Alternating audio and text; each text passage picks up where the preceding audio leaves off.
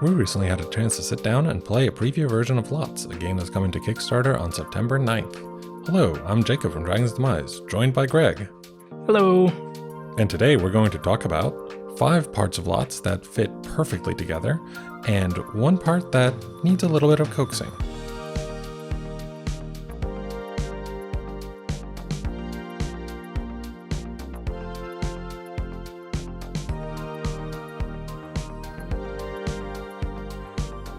So one of the things that I really liked about Lots is that it is a quick game. This is a game that you can bring to table. It takes between 20 and 30 minutes to play and just about 5 minutes to teach. It is a very, very quick game from the concepts through the gameplay.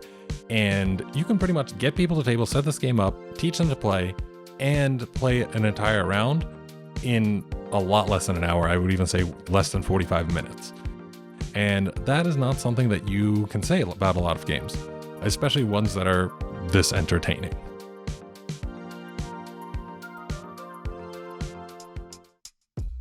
As you proceed through a game of Lots, assuming you don't screw anything up too early, you're going to be building ever higher and higher and higher.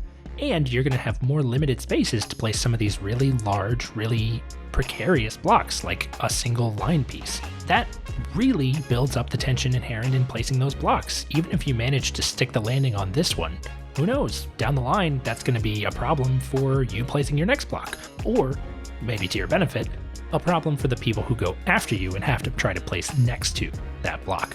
So, the inherent buildup of tension and the will it fall is really appealing.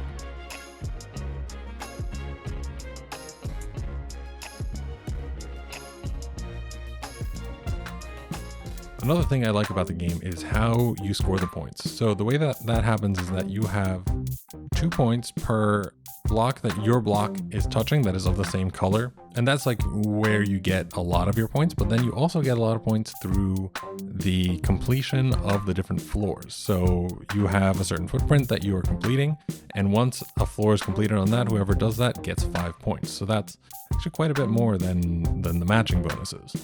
And this really creates a bit of a push to not really build as optimally as possible. Like you could have something that fits perfectly well, but will give you no points. Whereas something that is like hanging precariously over like a little space or something like that makes it really hard to complete anything else could give you like 4 or 6 points.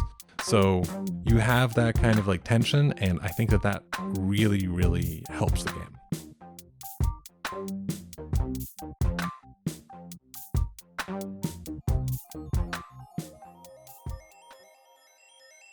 One of the things that we've talked about before on Dragon's Demise is the need for inclusive gaming, both inclusive gaming spaces and inclusive games.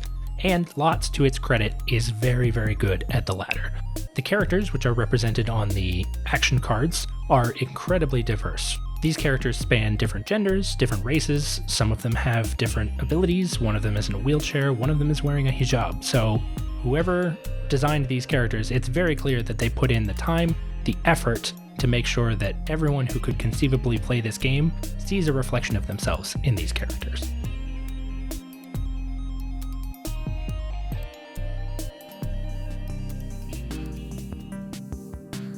This game also has a really cool catch-up mechanic. So it's made for people to be able to catch up and to be able to overtake the people who have shot out to the front.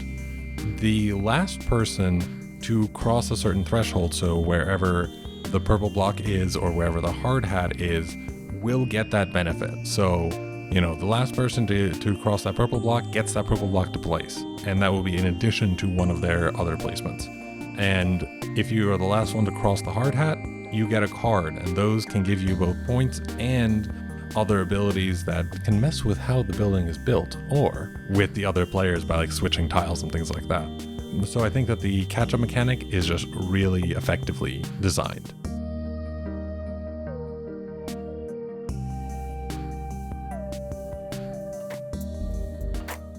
One thing that's going to be particularly important for Lots going forward as it moves through its Kickstarter and eventually into production is the precision with which these components are eventually machined. From what I understand, they're going to be looking to have wooden components, but Sometimes wooden components have a little bit of grip to them. They've got some toothiness. The grain comes through. With these sort of high dexterity environments like this, where you're really relying on those blocks to slide smoothly, to be able to fit flush with one another as you're building up through the tower, otherwise it could literally lead to a loss of points, that's going to be something that the creators of this game are going to have to look out for and make sure that they're taking utmost care and paying attention to the quality of those components. And there you go. We hope that you enjoyed this look at the 5 parts of lots that fit perfectly, and the 1 part that we think needs a little bit of coaxing. If you enjoyed the video, let us know. This is a new format for us here at Dragons Demize, and we'd love to hear your feedback. For more of Dragons Demize content every week, check out our podcast, Twitch channel, and of course, subscribe right here on YouTube.